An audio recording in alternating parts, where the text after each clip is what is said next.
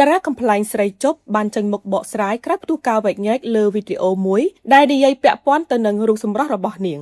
ថ្មីនេះមានវីដេអូមួយបានចែកចាយលើបណ្ដាញសង្គមដែលបង្កជាការវែកញែកជាខ្លាំងពីសំណាក់មហាជនបន្ទាប់ពីស្ត្រីម្នាក់បានធ្វើវីដេអូសួរនាំទៅកាន់ស្រីជប់ថា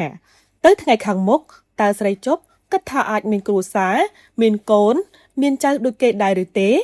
ដែលសំណួរនេះហើយធ្វើឲ្យអ្នកលេងបណ្ដាញសង្គមភាគច្រើនមិនពេញចិត្តដោយបានលើកឡើងថាជាសំណួរមួយធ្វើឲ្យមានការប៉ះពាល់ដល់ផ្លូវចិត្តដោយសំដៅទៅដល់ការរើសអើងទៅកាន់ស្រីជប់ចំពោះរឿងរ៉ាវខាងលើនេះដែរ